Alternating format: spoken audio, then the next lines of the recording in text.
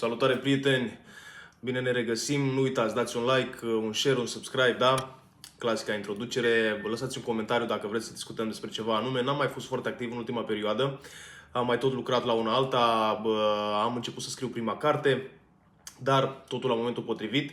Până una alta, pe 17 decembrie, da, cu o săptămână înainte de Crăciun, o să dăm drumul platformei de Discord, așa cum v-am tot spus. Probabil o să fac și un clip până atunci pe tema asta, să vă explic mai exact despre ce este vorba.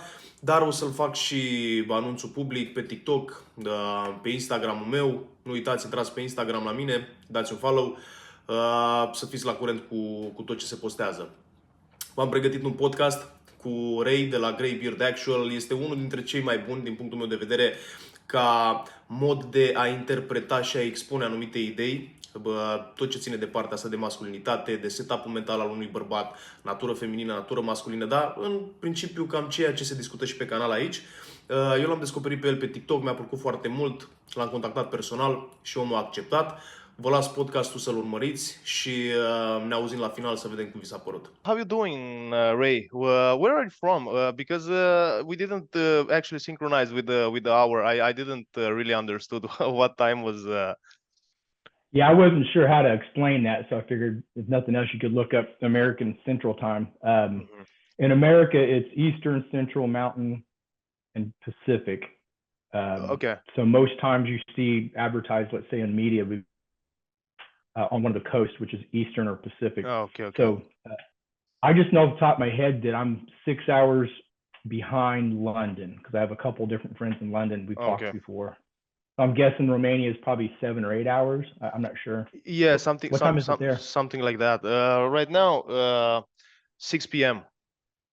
6. Okay, so that's a little bit more than I thought. So yeah, it's 10 whatever here in the morning. Oh, okay.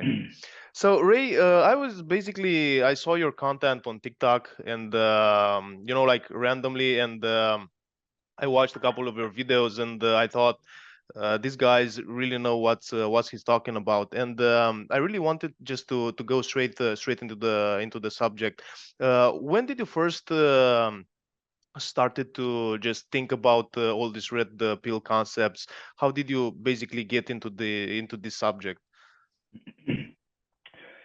Short version is that I was married for 22 years, from 28 to 49, something like that, and maybe 50. I have to think about that. 49.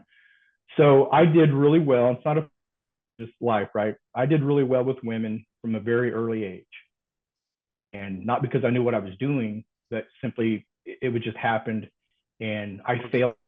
That's why it's not a flex. You're a young man and you have some confidence. When you fail, and I try to talk about this some of my account, when you fail, you just don't let it get at you, right? Yourself up and do that again. And had my party phase when I was a bartender and a bouncer, and I was in the Marine, all that stuff, and settled down somewhere in my mid to late 20s. Got married too soon. My wife is not a bad woman. We just should have waited a little bit. If we would waited a little bit, we would realize we really weren't that compatible. Okay. And fast forward 22 years, we're divorced, and all along the way, the reason I can put out content is I make observations, whatever knack or talent is.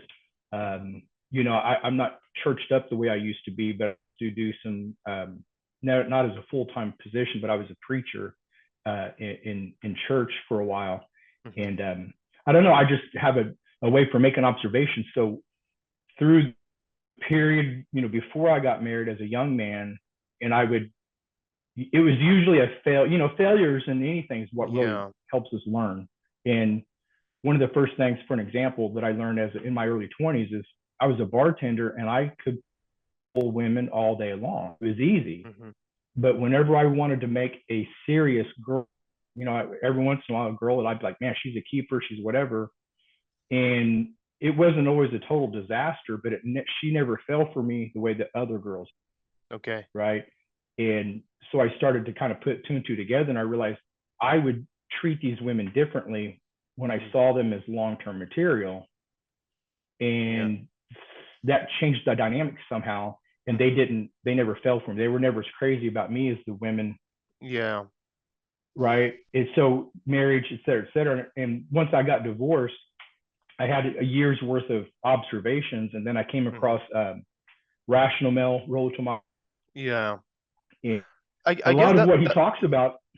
But I guess that's a starting point for a lot of men. I mean the Rolo's work on this subject, because it's a really well done and well put together book that really stands on all this observation, because basically this is the way it started, yeah, the and the whole so, concept.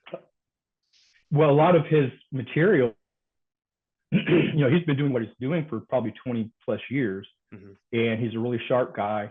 It's hard to read and listen to him. Most of it wasn't totally new to me, right?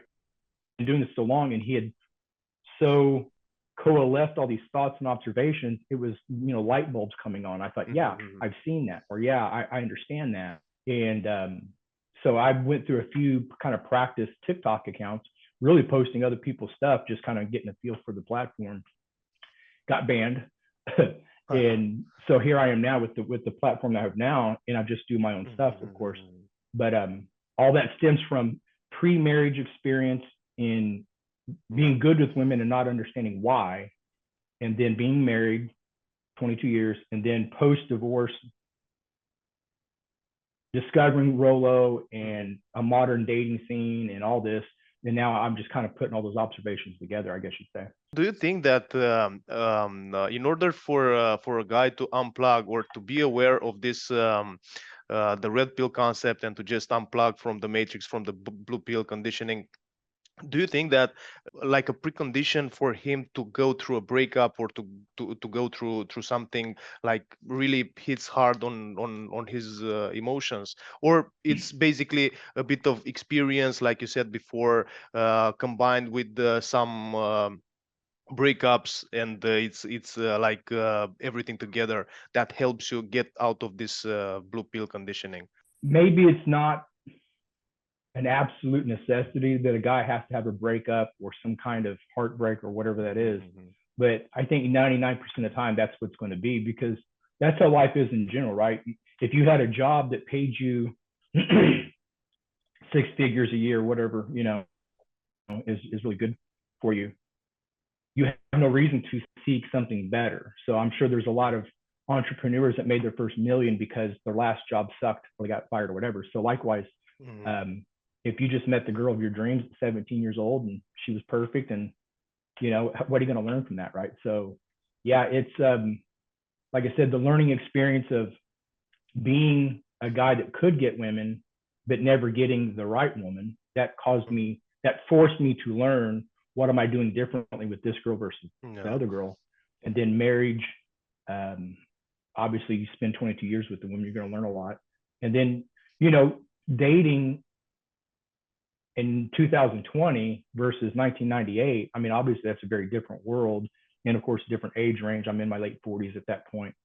And it forces you to do a lot of learning. And to your original, what you were saying is like, yeah, you have to be betrayed somewhere.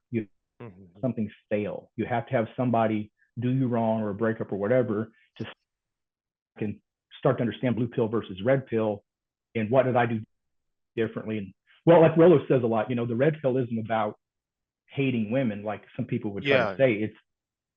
It's if you adopt or accept, or however you want to think of that, learn the red pill, as Rolo would put it, learn the red pill praxeology, you're not going to hate women. You just understand this is reality. This is what, and just accept it for what it is. Yes, you just take women for who they basically are, without hating, without misogyny. Because a lot of time, often I hear this when speaking with feminists and so on, that they're picking on the basically this thing that we spoke about. I mean, they're going for this traumatized guy and this hurt guy that now is basically hating women, and this is why he came up with all this red pill stuff, and now he's going through this picking up on women just because he was hurt at some point.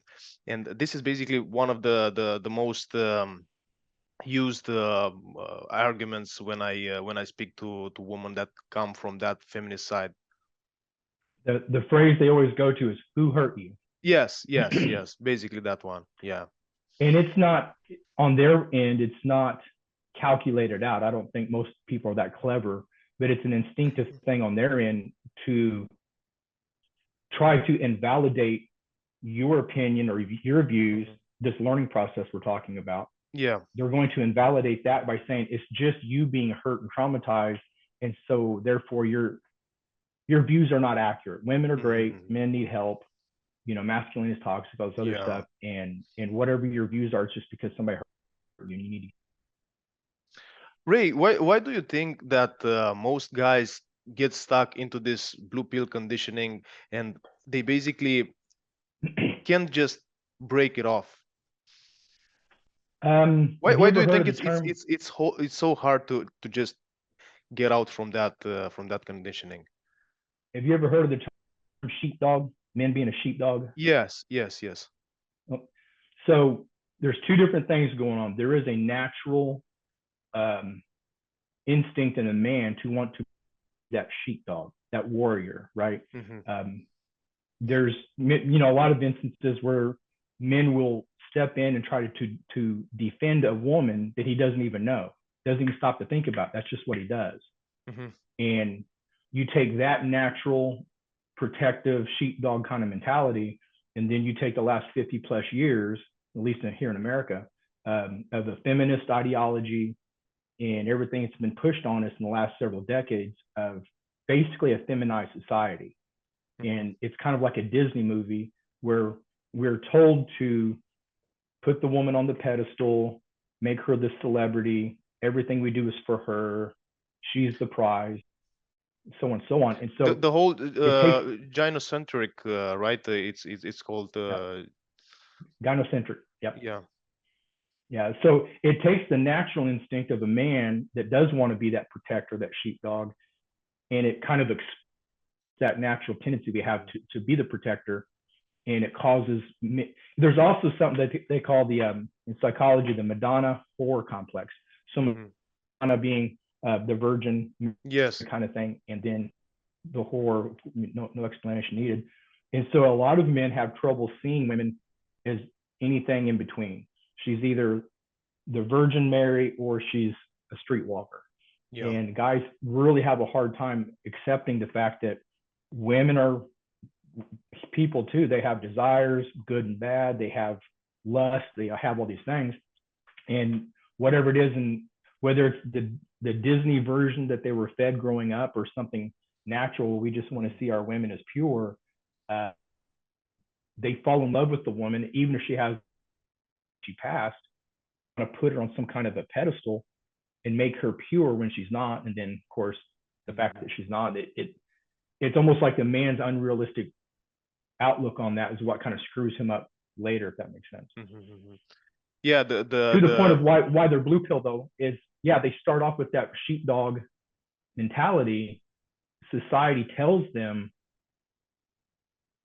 men need to be softer, more vulnerable, all this crap, more feminine, and it just feeds on that natural thing. And then we want to make these unpure women pure, and then we wind up getting broken by that because of that natural instinct plus the lie that we're told that we need to be more feminine and accept women as they are as far as their past, and if that makes sense.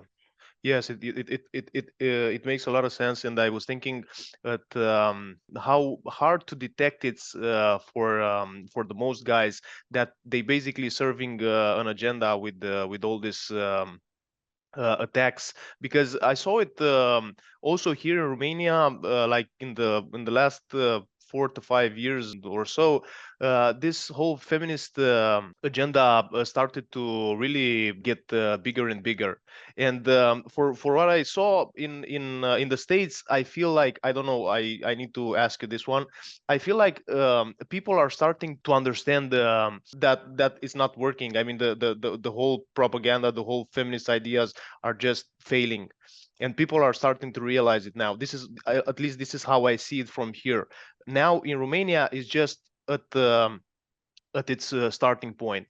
What I'm seeing here is kind of shorthand. It's like, all right, I have 140-something thousand followers, and I'm not even the biggest guy out there talking about the stuff I talk about.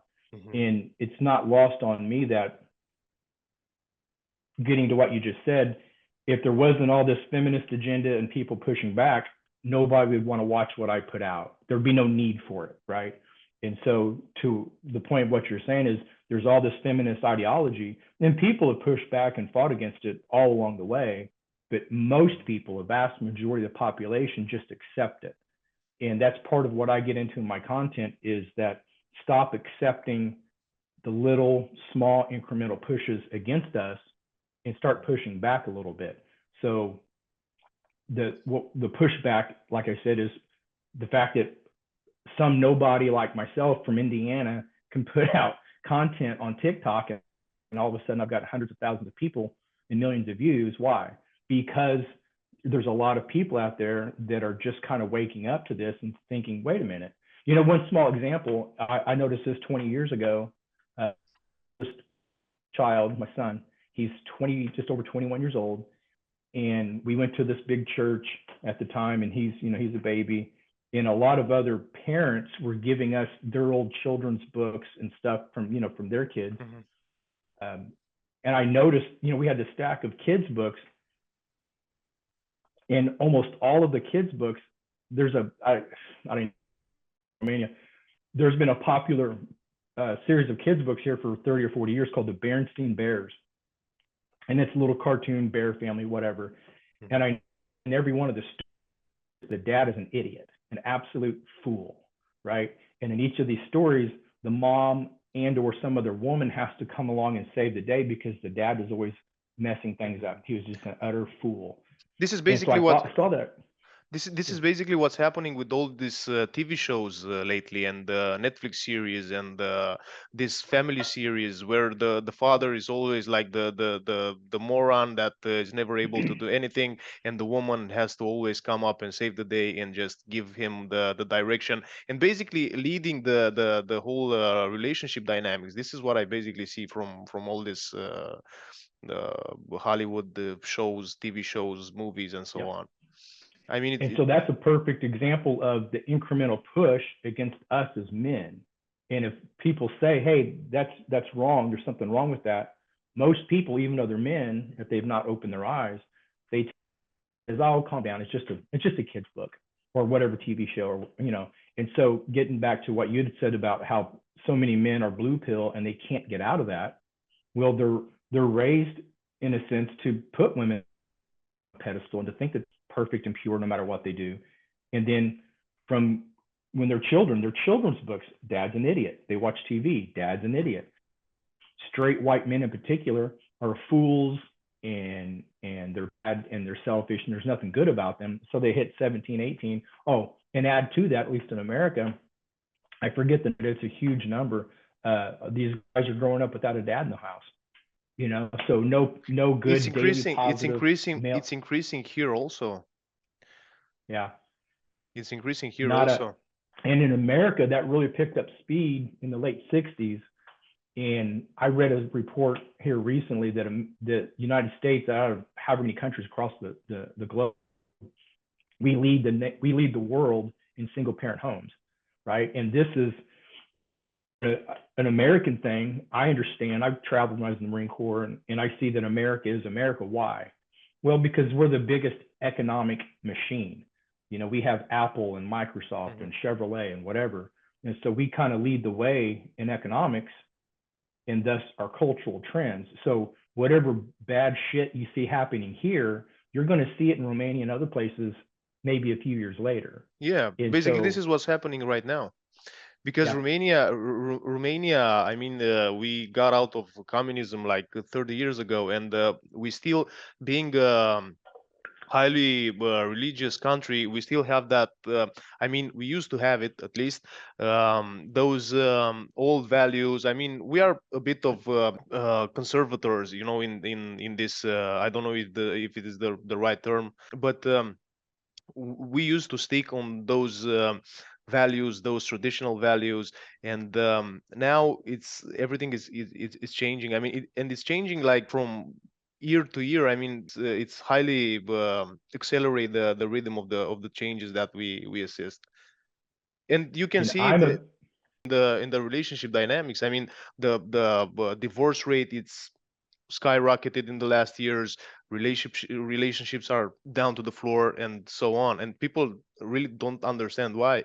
And when you come up with this red pill concept, because here, being at its beginning phase, people didn't really saw the downsides of this feminism and the feminist agenda and so on. And I guess in America, this is why people are really going for Rolo, for all these people, for you that are posting red pill content, because they saw it. I mean, they saw its disasters, its failure. Yeah, and they're waking up kind of like what I was saying with my own story is they do what they think they're supposed to do. Mhm. It blows up in their face, however, that happens. And then they go, wait a minute. And well, obviously not everybody wakes up to it, but then there's a lot of us, we wake up one day and go, wait a minute, I did what I was supposed to do. And this didn't work out. She took advantage of me, so on and so on. And so what the red pill is basically blowback against all the feminist blue pill type of stuff we're talking about. And you're going to see it more. It's really inevitable. So what you're seeing in Romania, it's going to increase no matter what. And I'm a capitalist. I'm a libertarian. I'm all for free market and free enterprise. But I'm not ignorant to the fact that the more important that dollar becomes, the more important that free trade, basically, the more affluent the society becomes, you're going to get a lot of the hedonistic aspects to that. Is just pleasure seeking. And when we are a totally hedonistic society and it's all about pleasure, all these other things are going to fall by the wayside. And it's really going to, there's no good. Okay, think about like this. You look at any, look at world history, whether ancient Greece or Rome or whatever, there's always an ascension of culture, a peak, and a decline. And America is definitely in their decline now. It's not going to get better. People like us, whether in Romania or here, we're doing our best to kind of keep our head above water, but society-wide, it's not going to get better. And Romania and Western Europe, anyways, they're going to follow America in that global economic decline as hedonism and pleasure-seeking basically becomes our only God to worship. Not trying to be moralistic or anything, but no, but it is what it is. It is what it is. I mean, Ray, I saw that you often speak about how important it is for a man to be strong. And I would like to ask you, what's your definition of a strong man and of a weak man, and how, as a man, you could improve to become from a weak man to become a strong man? How could you improve at emotional level, intellectual level, and I mean, everything that you could improve to become a better version in this sense? The definition of a strong man or a truly masculine man, or what some might say an alpha, there's a lot of things that go into that, but above all else, that man thinks for himself, right? And it doesn't mean just to be stubborn and obstinate and not let new information in. Quite the opposite. A truly strong man will be well informed, well read. He does accept new information so he can gain knowledge. And this obviously will be different from a 20-year-old, 40-year-old, or whatever in between. But the strong man has to learn to think for himself, to have well-informed opinions, and when the time comes, to be able to back up those opinions if asked, right? So number two, the second part, how can a man be strong? And I've made a number of videos about this. masculinity starts from a point of strength. And that means, how do I see myself? How do I want to be? So imagine a little boy that wants to be, right? I joined the Marine Corps, and I don't know what everybody knows about the Marines outside the United States, but the Marines are known for being tough and austere, kind of Spartan-like, right? They're often compared to Spartans. I wanted to be a Marine since I was 5 years old. And my dad was not of the same mentality. And he's like, well, why would you want to be a Marine? That's the hardest thing out there. Go join the Air Force or something. That's easy. And I thought, no. To the point that my little boy, testosterone-soaked brain said, I want to be tough. I want to be strong. And therefore, what I want in my mind, the way I see myself as a man in my mind, is going to affect the path that I get on in life, right? I want to be good in a fight. Why? Seems masculine to me, and it was very important to me from a little boy. I be good in a fight, right? And all these little things is how does a man picture himself? And if he can't imagine himself doing tough things, how's he ever going to be a tough man? And I'm not presupposing that to be a good man you have to be able to kick everybody. It's not my point. But it's a sense of toughness, whatever that is in a man's mind, that's going to determine the direction he takes in life. And if he just doesn't or can't see himself as being that strong man, then how's he ever going to get there, right? And if the man that can't ever picture himself being that strong man, he's not starting from a place of strength. Whereas a little boy, like myself, well, I wanted to be tough. I was drawn to Conan the Barbarian comic books, right? I played war. I played sports. I would get in fights, not purposely. It just seemed natural to do. And I've gotten a lot of fights up until, you grow out of it in your early. Do you think, I just want to add up on your take, do you think, or let's put it differently, how important do you think it is for a young man to have some role models?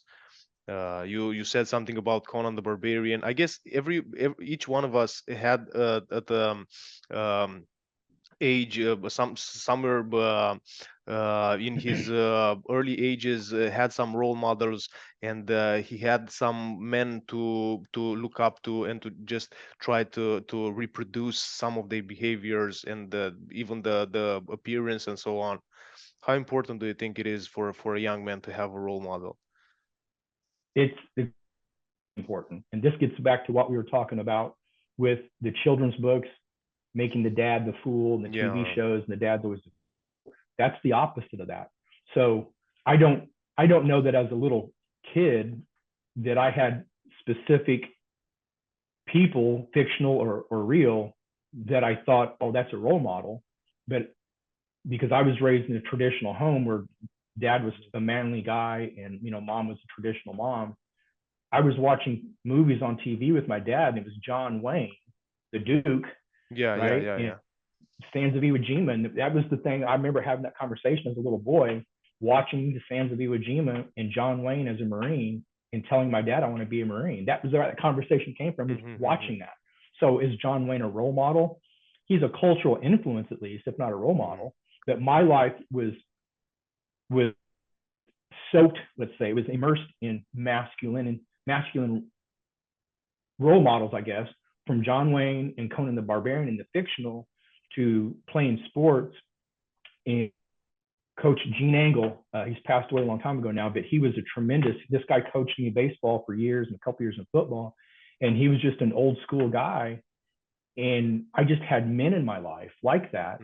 And it was the exact opposite of what we see on television, in the media, Hollywood, children's, the men in my life, whether it's John Wayne or my dad or my baseball coach, they were the opposite of what Hollywood would portray as stupid, bumbling idiot of a man. So it's absolutely important that men have these role models, fictional and real.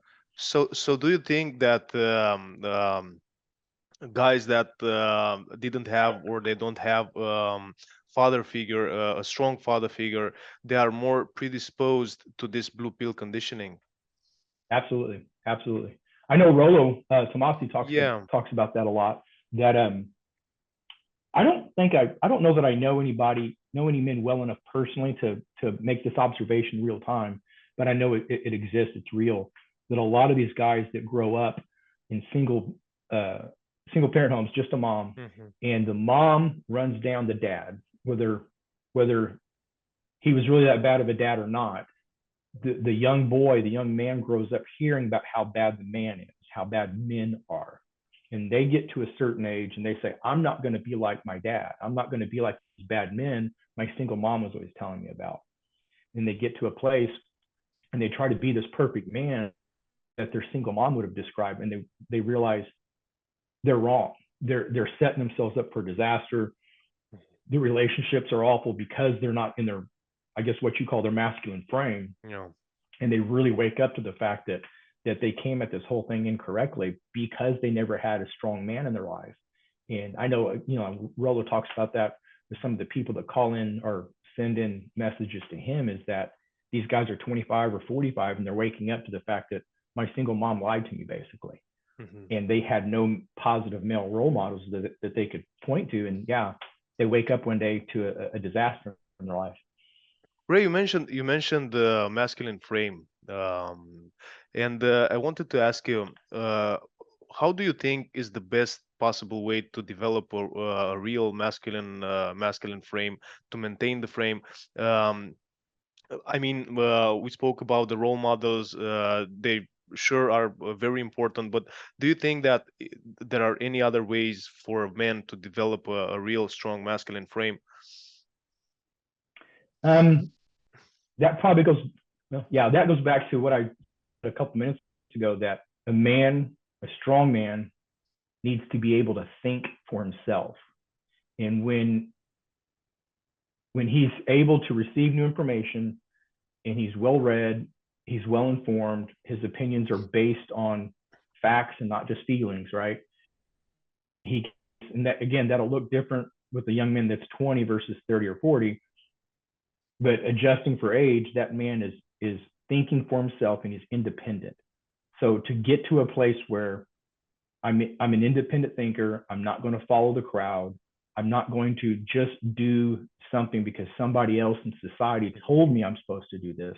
Be the good husband. We're supposed to sacrifice this and sacrifice that. No, you're supposed to take care of yourself, because you take care of a wife and kids properly if you don't put yourself first, right? Yeah. And all that kind of boils down to, am I thinking for myself?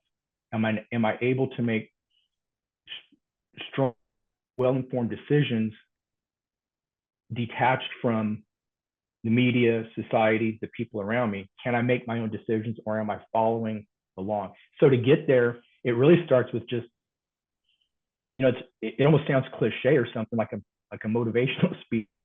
A man really needs to learn to basically start questioning everything. I think it's probably where the best place to start at. Start questioning everything. And when somebody tells you, well, this is right or that's right, just question it. It's a side example. It doesn't seem like it fits, but it does. Cholesterol. We're told cholesterol is bad. No, it's not. Cholesterol is a precursor to testosterone. I eat pounds of red meat every day. I'm 52 years old and I still wear the same clothes I wore when I was 19. Why? Because I never believe the bullshit that cholesterol is bad for me. I've already eaten almost a pound of meat today and 4 eggs, all farm fresh, and a big glass of raw and pasteurized milk, all of which I'm told not to do, but yet I seem to be benefiting from that, right? So it starts with saying, I need to question everything and think for myself. And if I'm 20 years old, then I have a lot to learn. If I'm 40 years old, I still have things to learn, but let's look back at my life and say, what's worked and what hasn't worked, right? And it comes down to be an independent thinker, think for yourself, do not follow the crowd, in other words. Yeah. Speaking of cholesterol, I remember a couple of years ago, there was this trend with veganism and so on. So I tried for 4 to 5 months to go vegan. I've been working out for more than 10 years now, and I also I'm engaged with kickboxing and contact sports, and that was the most miserable period of my life. My Yeah. sexual drive was at the bottom. I was not able to move like I was moving before, and I saw that this whole veganism agenda, because this is an agenda too. Yes. It's just bullshit and crap, and I had to experience it on my own. I mean, I wanted to try it out, and it was like a disaster. But Ray, I saw one of your videos. You were talking about weak men and how dangerous weak men are. I don't remember. I don't really remember the whole video, but I would like you to touch on this subject because I approached it a couple of times too, and I want to see your outtake on it. Weak men, first of all, kind of gets back to what I was just talking about. Weak men will be followers. Okay. They will not stand up. They will not stand their ground. They will not stand for what's right. They're just going to follow along. And they're dangerous because at a certain level, Jordan Peterson talks about this a lot. Weak man, because he's weak, but he still possesses all the normal desires and wants of a human being, right? He starts from a place of weakness. He is more likely, much more likely to go about getting his needs and wants in unethical and immoral ways. Like Jordan Peterson Wow, talks this about. is just so strong statement. Yeah, this is Yeah. so true. And so like Jordan Peterson gets into, it's the weak men that are in actual power, the heads of state and whatever, it's the weak men, because of their weakness, they don't have a center of gravity, a focal point within themselves to build themselves off of, right? The weak man is constantly, he's following whatever the trends in society are, Yeah. and therefore he's going to adjust his own sense of morality or goodness by what the world around him tells him. That's weakness, as opposed to a man that's going to dig his heels in and say, wait a minute, that's not right. Hold up, right? Yeah. This is a children's book. It's not a petty thing. It makes men out to be idiots. I'm gonna get rid of this. Because when I did that 20 plus years ago, the other parents around me thought I was just, paranoid or whatever. Like, look where it's taken us, right? So the good strong man, let me say it differently, because there's strong men that are bad too, right? Yes. To be a good man, you have to start off being strong. And I'm going to stand up for what I see is right. I'm going to dig my heels in. I'm not going to give in to the incremental push against masculinity in general and accept all these different little things that we've been talking about. Ray, speaking of weak men and this kind of things that you can expect from this kind of men, how much do you think money reflects the value of a man? Not as much as a lot of people would say, honestly. I think it comes down to it's more a matter of competence. Okay. So I know a lot of very competent men that don't have the ambition necessarily to want to be a millionaire, but that doesn't mean that they're less manly or anything like that. But it does come down to competence, and a man that has potential to garner resources, to get resources, he has to be competent first. So whether he makes, and I'm speaking in American dollars here, but $80,000 a year is a pretty good income in America, but that's not going to get you rich. But if you can make at least $80,000, you'll have a decent life. Okay. Now everything beyond that is just adds to it. Do you want more toys, a mansion, whatever? So I know a lot of very masculine men that are content to make that 80, 90, $100,000, and they do well for themselves. And I know some guys that make six figures and $300,000-$400,000 a year, but they're not strong men. So to the point that money doesn't define that, but what's your competency? Are you a competent man? Or can I rely on you? Would I hire you to be part of my business? Because I hear it a lot. I mean, people tend to associate money and financial success with how much of an alpha man you are, or how much of a masculine, strong man you are. And I guess this is a confusion that a lot of people are making in our society where everything tends to go around this money flow and the financial success and career success and so on. And as you pointed out, I guess the most important thing that really defines a strong man is his mental setup Yeah. beyond everything else. And Ray, you told me that, I mean, you basically got in this dating marketplace again. And I wanted to ask you, from your perspective, how did it change from how it was? I don't know. I'm 32 years old. Um from the dating scene like 20 years ago, from the dating scene right now. I mean, how do you see those changes? It's hard to make a direct comparison because of my own age difference, right? But people have always been sleeping around, and promiscuity and all that was always there. But the first few women that I went out with, I didn't go looking for this. I just happened to work with a couple of younger women. But first handful of dates and things that I got into, these girls were in their early 20s. So there's a couple universities here. It's a college town, and I happened to be around that. And young women in their early 20s were, the difference that stood out to me was how bold they were and how sexually open they are, which isn't to say that girls in the early 20s, when I was in my early 20s, weren't acting and doing a lot of the same things, that there's a kind of an openness, like there's no shame whatsoever. Mm-hmm. And, there's girls, obviously, 30 years ago when I was that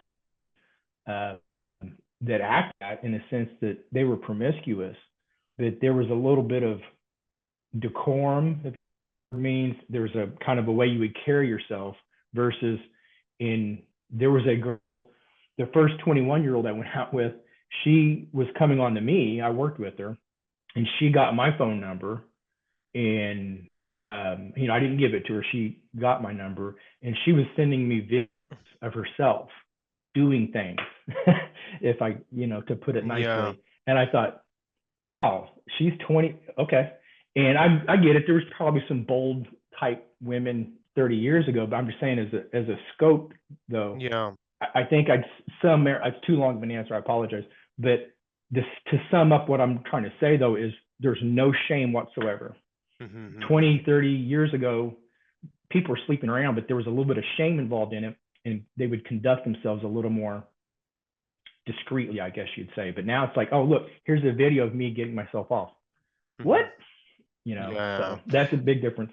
So do you think that, for example, 20 years ago, 30 years ago, women were more wired to go for natural, genuine desire that I also heard you a lot of times speaking about? Because today I feel that a lot of women tend to go more for the beta provider than to follow up the genuine burning desire. And this is, I guess, the social influence and all this success stories and money stories and so on that tend to make women go more for this for this scenario than to go for the genuine desire in a man when looking for a man. I think whether a woman goes with genuine desire or purely for security, when they're younger, they don't really have a great concept of either one of those. And these two things, desire or security, don't have to be exclusive of one another. So let's go back even further than 30 years, say my parents' generation or my grandparents' generation. People didn't have access to the number of options, dating options that they have now, and throw in kind of what we talked about a minute ago, was there was some shame involved in sleeping around too much or not settling down. And so your average woman, let's say she had 5 or 10 guys to choose from in whatever small town she was in or wherever she went to school or whatever that looks like. She wasn't going to sample 50 or 100 guys, right? Yeah. And so what they would do is, I don't think the majority of women 50 or 80 or 100 years ago, they didn't have most of them, I'm sure there's exceptions, but they didn't have to make a choice between desire and security. Okay. They were 18 or 20 or 22. They had 5 or 6 guys to choose from, and the guy that was physically attractive and seemed to be competent and a decent man, he's going to provide a good life for. That's all it came down to. Now you fast forward to 2022, and I mean, literally, average woman has what, 30, 40, 50 or more partners. Yeah. And that's where she puts herself in a position, like, if you think as a man you're going to be number 51 or number 101 and you're a man, come on, be real, right? You know, she's got too much experience, and so she puts herself in a position, and I'm not even trying to be crude. I would advise any young women, don't do this, obviously, but she puts herself in a position that she has been ran through. All of her best experiences were one-night stands from a couple of years ago, best exciting experiences, right? And now she puts herself in a position that she can't find the good man. And now she has to sacrifice desire to find some security because she just doesn't want to be alone. I feel like the younger woman, the more she goes for the burning genuine desire. The older she is, the more she start to rationalize it and starting to go into the rational world sort of things when choosing a guy. And this is why I wanted to also ask you, what do you think for a guy it's essential to know when goes for a mate, for a woman, when goes down to intersexual dynamics? That's kind of a broad question. I would, okay, if I had to go back and be, 20, 21 years old again, there is something to look for in the sense that you want a woman that has boundaries. You want a woman that has rules set up. And you can't really judge this. It's hard if a woman is a decent woman with rules and boundaries right away. But what you can figure out real quick is if she has none. If she doesn't have any rules or any boundaries set up, out pretty quickly. Like I said, this girl sending me videos of herself. No boundaries whatsoever. And I'm going to make a post on this soon because people have been asking me about it. But there's something that I don't know if Rollo came up with it, but it's a thing out there in the red pill genre called the alpha paradox. And so there's the saying that women break rules for alphas and they make rules for betas. Yes. Right. And that's the desire. So and I've made clips on this where women are talking about how they have different shorter lists for guys want to hook up with. Right. And you know what the guy has, go ahead. Sorry for interrupting you. You know what I think, Ray? I think that even though women tend to make rules for betas and break the rules for an alpha guy, for a masculine man that they perceive of high sexual interest, I guess, or at least this is my experience. Even so, a woman with strong boundaries, she's still gonna have some boundaries, even if the sexual desire is high. I mean, she's still gonna place those boundaries, even the sexual interest is high. Yep. And that's the alpha paradox. The paradox being it's for the man and the woman, right? So if I, as an alpha, I expect these women to break rules for me. But if I really want a good woman that hasn't been breaking rules for everybody, meaning she doesn't have any rules, how can I tell if she, and it's not just about sex. It's not really about sex at all. That's just an indicator, right? Yeah. So it's really about how does she view me? And that's what I talk about a lot is men never settle for a woman that doesn't absolutely fall for you. All right. That's kind of the desire thing. So apart from sex itself is how does this woman view me? And if she sleeps with me right away, then how do I know that she doesn't do that with all the guys? Meaning it's no big deal. Or if she tells me to wait, well, does she make everybody else wait? Right? Does she view me any differently? Do I stand out? And so that's the paradox of it is we want a good woman eventually, but it's not about sex or whatever. So the alpha paradox is that we know that most women will break rules for the guy. And if she doesn't break rules for you, then is that a signal that I'm not that guy or not? So you got a kind of case by case basis there. And then for the woman, you know, in a kind of defensive women, maybe she made some mistakes in her 20s and she says, I'm not going to give it away in the future. Well, yeah, but if the guy realizes that, and I know that you have been giving that away for free, but now you're going to make me wait, you're telling me that I'm not as important, or I'm not as high value, or I'm not as desirable, you gave it away to for free. So it's not a knock on the woman. That's why it's a paradox. It's like, how do you fix these things? So what a man should be looking for is, again, it's a case by case basis, is does she have rules? Does she have boundaries? Has she been giving this away? And it is true, a woman's past is your future. Whatever you want your future to be like, you look at her past. Whether she sleeps with you on the first night or she makes you wait 10 dates, you absolutely look at her past, you're going to stick with her. That's what your future is going to look like. And if you're not happy with her past, don't be naive, right?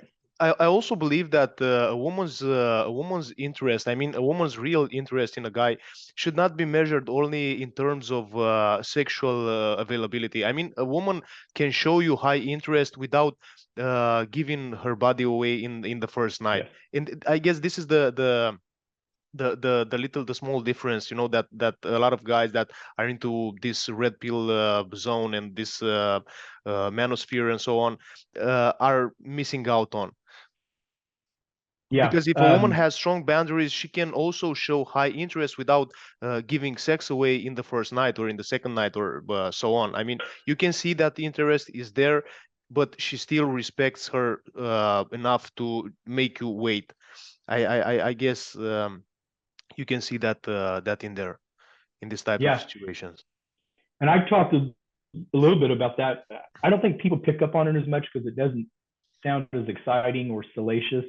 But the genuine interest is parallel with genuine desire, right? So I made a post maybe a couple weeks ago based on a book I was reading by a researcher, that when somebody really falls in love, man or woman, when somebody really falls in love, what they call romantic love, they can measure that in the brain, right?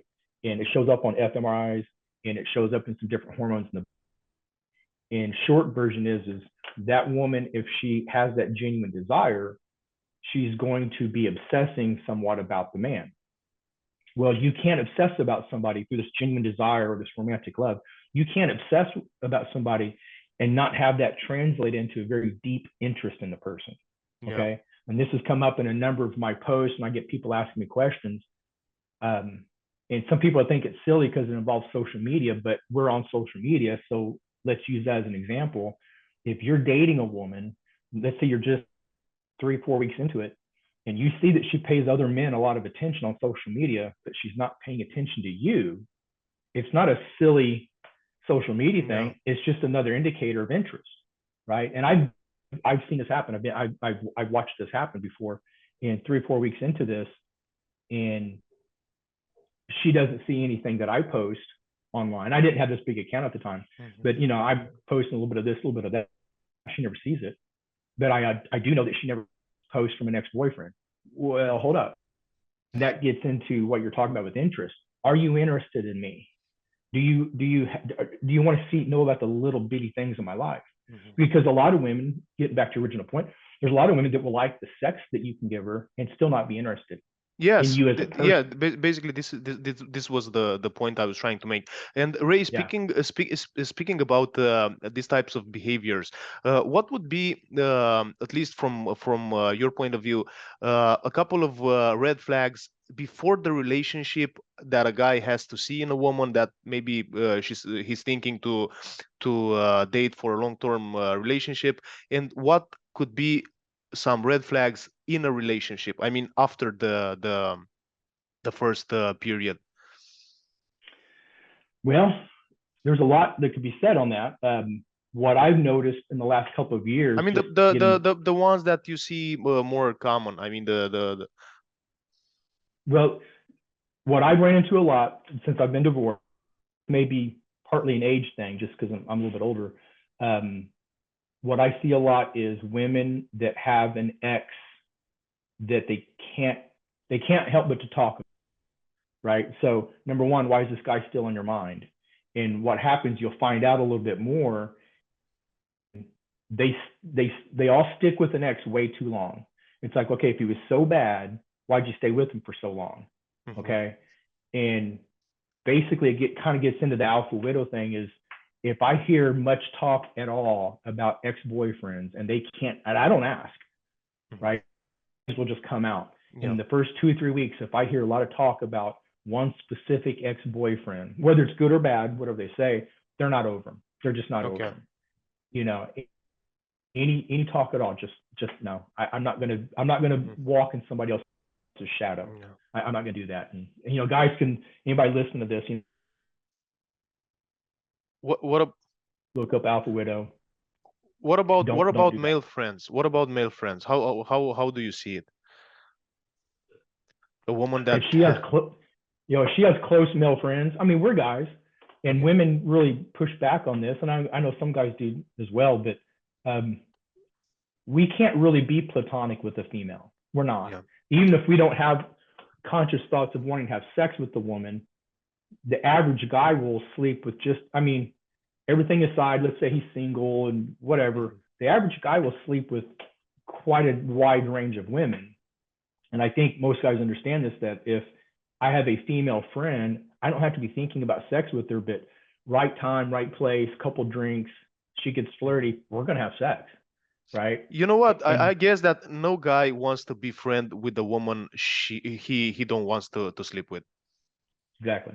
And so if I'm dating somebody, if I start to date somebody and she has a lot, we won't even argue about it. If I'm on a second, fifth, eighth, you know, let's say I've been dating a girl for a couple weeks and I notice she has a lot of male friends that not acquaintances, but close friends, guys she's consistently texting, maybe she goes, has a drink with them. I'm not even going to discuss it. I'm just not going to date her. Yeah. Because she's a player of some sort. What about posting, speaking of social media, what about posting sexual content? I mean, not OnlyFans type of thing, but those pictures were showing too much. And I mean, looking for that sort of sexual validation and she needs a lot of attention. Yeah. I would date. It was like one of those things that I want to talk about this more on my account too. This has been on my mind. I wouldn't even go on the first date. So I get a lot of attention from women on my account because it's a big account. You know, it's fine. There's a number of women that are nice. I converse back and forth with them a little bit, but they show a lot of skin, right? And they're 1,000 miles away, so it's just more of a hypothetical. But I'm not going to go on the first date with somebody like that, because if I see that a woman has to expose herself and get that much attention, that's such an overt need for attention. She's going, whoo, look at me, which is natural, but she's taking the step to put her body out there for millions of people to see. Well, why would I want to date somebody like that?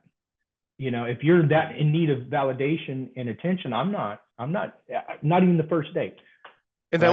I also think that this type of engagement on social media also reflects in her day-to-day life. I mean, in real life also, this need for validation also reflects in her day-to-day life. I mean, at her workspace, going out with her friends, female friends, and so on, she will display this type of attention seeking behavior.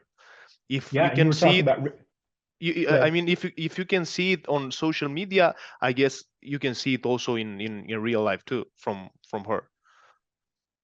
And you were talking about red flags. That's a huge red flag right there, especially with the social media age. Is if you're on a first or second date, or you're just getting to know somebody, look at their Instagram, look at their TikTok. Are they shaking their ass? And I'm not judging anybody. If you want to go out with a girl like that just for a good time, yeah, suit yourself. But if you're going to make a girlfriend out of somebody and she has a lot of skin, a lot of pics out there, bikinis and whatever, I wouldn't even mess with that. Not at all. Ray, what's your take on this statement that I keep hearing from a lot of blue pill conditioned guys speaking about how important it is for them the woman to have a lot of experience. I mean, they talking about this topic as as a woman is talking basically about a man. I mean, they are looking for experience in a woman, and they look at it as as something that complement their lives when a woman has experience. And they also go for this type of shaming that if you as a guy don't want an exclusive woman, to put it like that, that's because you're insecure and you don't want to be compared, and this type of statements. Yeah, that's feminist bullshit, right? And we can look at thousands of years of human history. At no time ever, even today actually, has anything been more valuable than a pure woman. There's I mean, do you think those guys really think that? No, I don't. Well, okay. Honestly, and this will sound like I'm being sarcastic, but I'm serious. Those men need to get their testosterone checked. I don't think a man with 800 nanograms per deciliter or higher, I don't think a man would be able to think that. It's not in your natural makeup to think that. It's in our biological drive. It's instinctive for us to want purity, to protect for paternalism, right? For paternity, rather. Yeah. Right. So throughout human history, we want pure women, as pure as we can find. You're not going to find a virgin necessarily, but as pure as possible. And the idea that I want a woman with experience, it's like you can't really even argue against that because it's so silly. It's so stupid. It's true, because you can't even argue against it. I mean, what could you say? Well, there's like a couple old sayings in English, anyways, about the town bicycle. Everybody will take their ride on it, but nobody's going to take it home and call it their own. Yeah. Right? And that sounds crude, but no, I don't want the town bicycle. Nobody wants the town bicycle. I know. No. And also, Ray, speaking about this type of things, I wanted to ask you, what's your take on these girls that also on TikTok? I saw it lately. They are promoting a lot of OnlyFans, a lot of this kind of sexual behaviors that are just exposed right there with no shame, with no nothing like that. What do I think about it? Yes. How do you see it? I mean, how do you see it from a social perspective and also from a dating perspective? Pornography in general is kind of a drug, right? It sedates the person. So I told my son, he's 21 now, but I told my son when he was a teenager, I begged him, I said, please don't watch porn. I didn't pretend like I could block the world out from him. I know he'll find access to it. And I'm sure we never really talked about it in detail, but I'm sure he watched his fair share. But I said, please don't watch porn, please. It's a sedation. It's a drug. I said, go down to so-and-so's house. We had a neighbor who had some very good-looking teenage daughters. And I said, go talk to these girls. And I'm not trying to facilitate or encourage, bad behavior, but I said, it would be much better for you to try and go get laid than to sit here and trick your brain into thinking you're getting laid in the basement with your phone on, right? And it's a drug that sedates a man, and it robs him of real, I would say, desire and ambition. So if you had no porn, okay, I'm 52 years old. I didn't grow up with all this, right? And I've heard Adam Carolla. Look up Adam Carolla sometime. He's a comedian here. Him and another guy were talking about it one time, and he's about my age, a little bit older. But when you grow up without the constant, here's my porn machine, here's this computer I keep in my pocket, and it's accessible 24/7. It's for free. If you grow up without that, sex and women in general, it really was on a pedestal. And I mean in a good way. It was magical, right? You would see a woman's breast here or there, and we're like, ooh, yeah. And I remember the first time, a couple times, just touching a good-looking girl when I was maybe 12 or 13 and you touch her and it's like, it's Yes. electric, you know, and that's what's been lost with OnlyFans and the availability of nonstop. This is porn also why a lot of guys right now, I mean, guys in their 30s, in their late 20s, they have erectile dysfunction because of pornographic content. And Yeah. I mean, this is a real thing. Ray, I just wanted to ask you a couple of more questions. And this is, I mean, it's related with the subject, but do you think for a guy, I don't know what's your intake on this one, but do you think for a guy, for a masculine man, for a strong man, is it necessary to be religious in a way? I mean, to have divinity that he kind of adapts his values, and he has this moral code that comes basically from having a major entity that in a way governs his life. What do you think about this? I'm a very spiritual man. To know where I'm coming from. I lived for most of my adult life, I've lived a very spiritually minded life. And so I'm trying to be honest in how I represent myself is I fell off of that around the time I was going through my divorce. Started drinking more and just didn't go to church and all these things. Not to the point of being self-destructive. I'm just not at the spiritual level I used to be. But just to understand where I'm coming from, though, what's gotten me through the last few years and the years of divorce and dealing with all that was a spiritual base. And so it's not that I think all men need to have a spiritual mindset. I don't think it's possible not to have some kind of spiritual mindset. Because if you think about it, and I'm not trying to get preachy here, just my 2 cents. If a person believes in God, whatever version of that is for a person, if a person believes in God, God as we understand God to be, that's big G God, right? Then you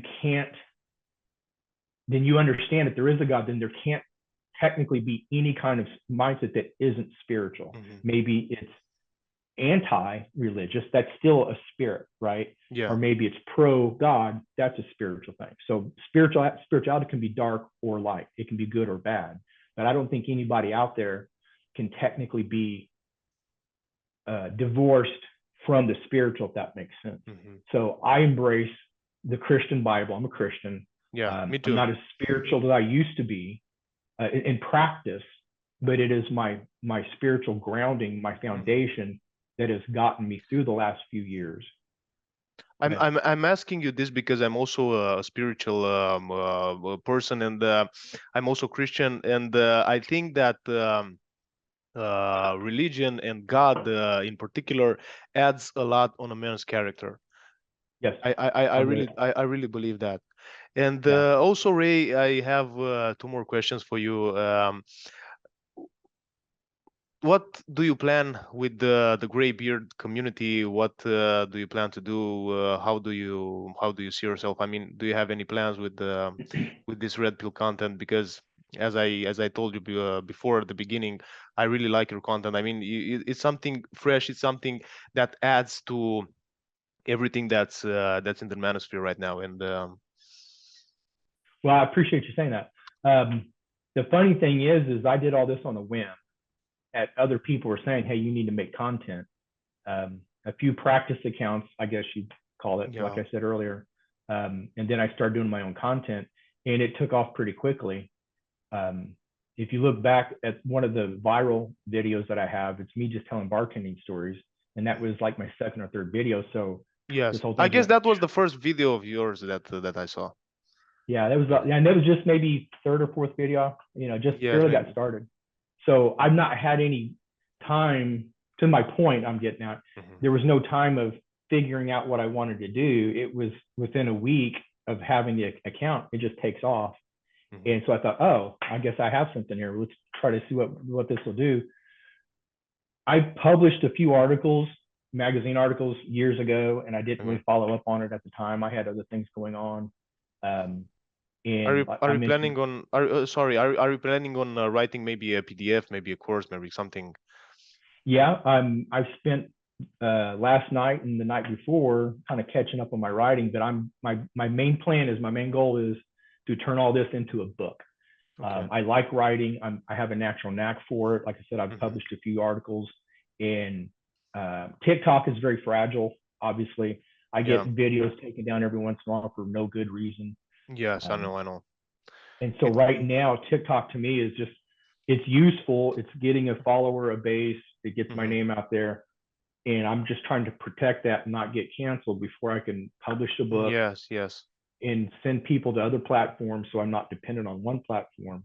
And all of that to get to the point that that gets me enough notoriety, not only notoriety, but it can give me enough people that would buy the book to give me a footprint, let's say, as an Yeah. author.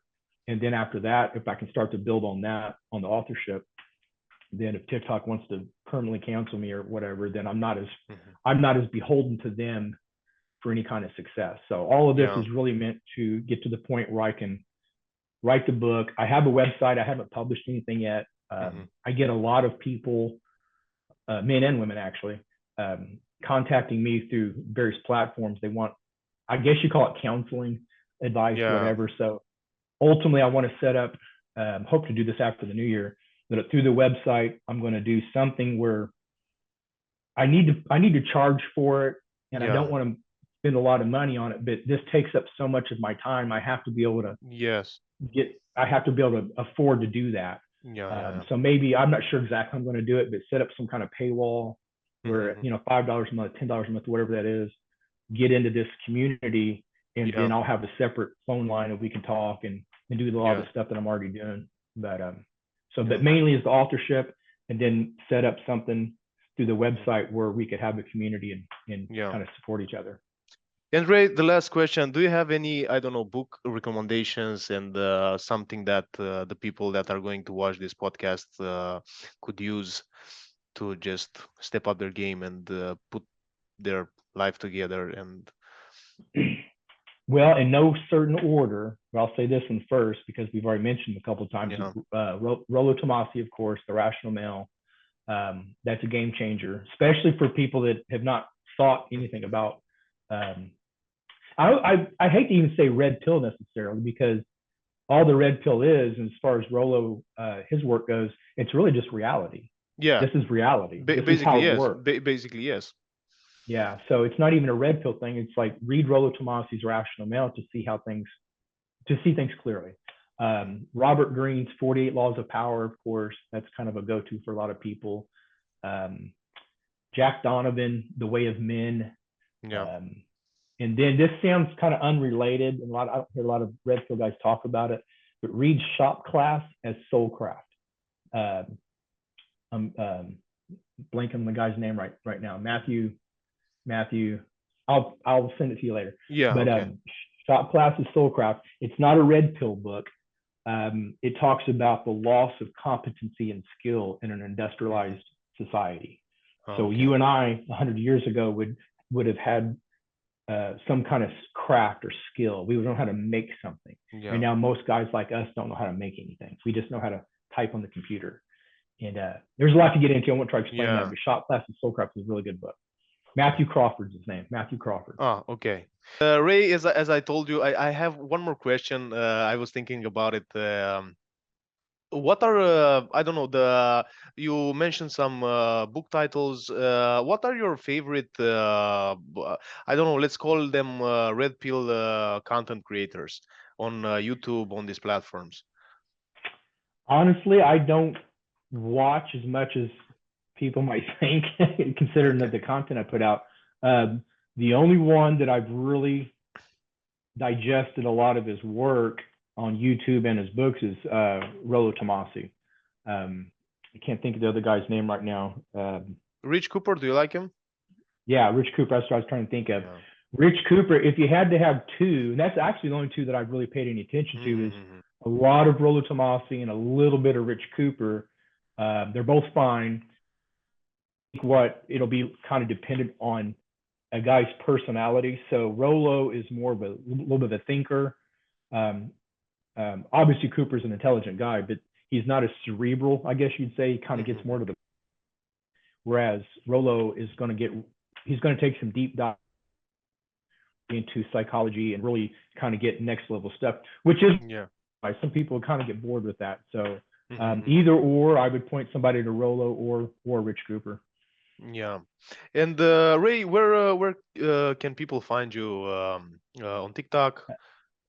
Graybeard Actual. I think it's spelled with the GRY. Yeah, I will put the link in the description of the video anyway.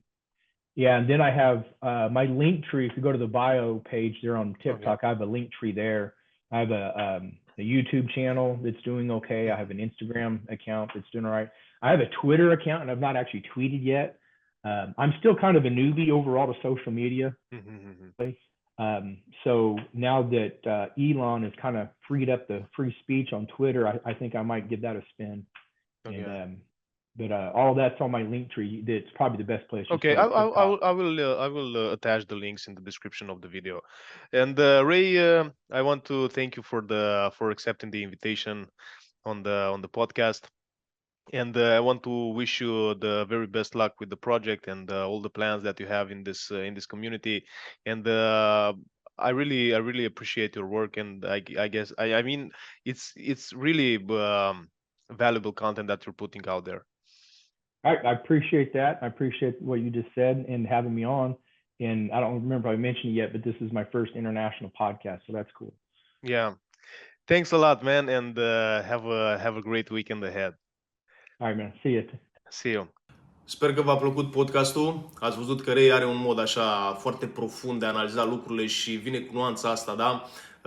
O abordare asta ușor diferită, dar care vine să întărească ceea ce noi discutăm pe canal, pentru că voi ați văzut că probabil ați observat, eu pun foarte mult accent pe setup-ul mental, da? Pentru că noțiunea asta de masculinitate, ideea asta de bărbat puternic, alfa, da? Dacă vreți voi, se rezumă și pleacă în primul rând de la setup-ul mental. Restul, banii, cariera, succesul, felul în care arăți, felul în care te îmbraci, felul în care, să spun așa, îți conduci viața, sunt doar o reflexie a setup-ului tău mental. De asta, în continuare, o să pun accent pe lucrul ăsta. Sper că v-a plăcut podcastul. Engleza mea e un pic cam ruginită, dar zic eu că ați înțeles despre ce este vorba, da? Ați înțeles despre ce se vorbește. V-am zis că lucrez la prima carte despre masculinitate, despre frame. Toate informațiile o să încerc să le încadrez în cartea asta pe care o scriu în momentul de față, dar totul la momentul potrivit, v-am spus și la început. Am terminat și primul PDF despre stil masculin, cum să te îmbraci, cum să nu mai faci achiziții stupide, cum să nu mai cheltui banii aiurea pe tot felul de trenduri și așa mai departe, cum să scoți în evidență trăsăturile de masculinitate, despre ce este de fapt și de drept imaginea unui bărbat și așa mai departe. Dar o să fac un clip separat pe chestia asta. Nu ne mai lungim, pe 17 decembrie dăm drumul la Discord. Vă aștept acolo. Acolo lucrurile o să fie mult mai personale, o să discutăm altfel, o să discutăm diferit. Și de asta v-am spus, dați un follow pe Instagram să fiți la curent cu tot ce se postează.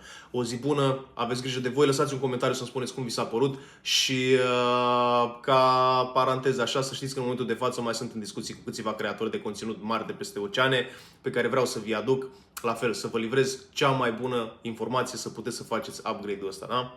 Să deveniți bărbați adevărați. O zi bună, aveți grijă de voi.